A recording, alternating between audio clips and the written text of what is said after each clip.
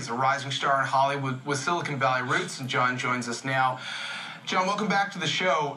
You're back with Bieber. What led to this? I'm back.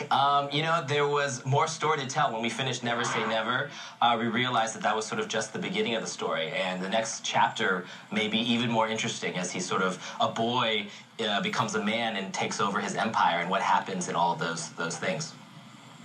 Let's talk about the economics of a project like this. I mean, the reports on the production budget for the first film in the neighborhood of $13 million goes on to generate close to $100 million at the global box office. What does that tell us?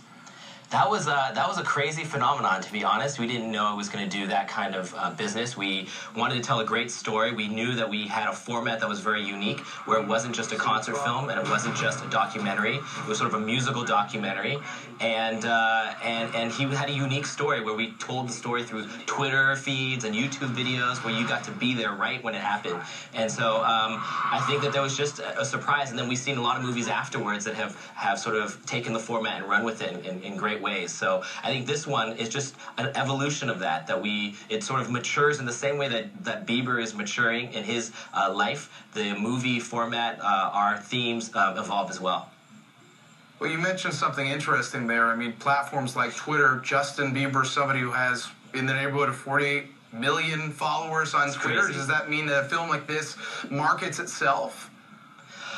You know, we'll find out. I think that Justin and his team have done an amazing job of marketing him through the years, and we actually get to see in the movie Justin take control of those things. He's no longer the 13, 14-year-old boy. He's 19 years old. He talks frequently about what he wants to do with his career, and both musically and everything else that he does, both in startups and other things.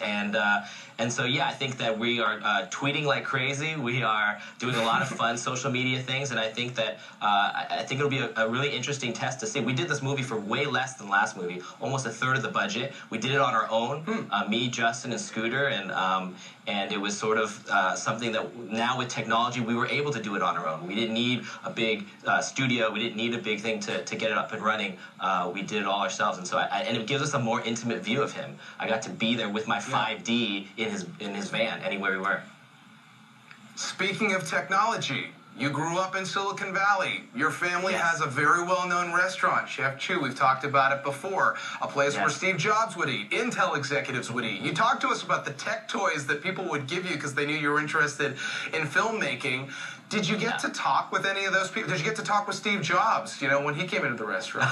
Yeah, it's when Steve Jobs would go there. I don't know if I was born yet at that time, but I did. But a lot of the Adobe guys, all the guys when in the 80s and 90s that were all the engineers that were in the Valley, they literally raised me as a filmmaker. They gave me the software. I got After Effects before it was out. I got Photoshop. I got, you know, Russell Brown, who's the creative director. They literally gave me their beta computers, and so by the time I went to USC, I had a sort of head start in the digital realm. We hadn't switched over from film to digital yet at USC, so I got a little head start. So I was very, very blessed to be there. And now that technology and entertainment are converging, it's the best of all worlds. All my friends that I grew up with, their parents and themselves, they're big shots in Silicon Valley, and now we get to talk about how we get to work together. And it's been a really cool ride to do that. And actually, Justin Bieber sort of bridges that gap as well, because he embraces technology, embraces the way technology helps us communicate with each other and tell stories in different ways. And so I think it all sort of happened naturally. So it feels very good. There you go. Jon, thanks for coming back on the show. Thank you very much. We'll see you at Believe on Christmas Day, right? There you go, Christmas Day. Watch for it. Corey will be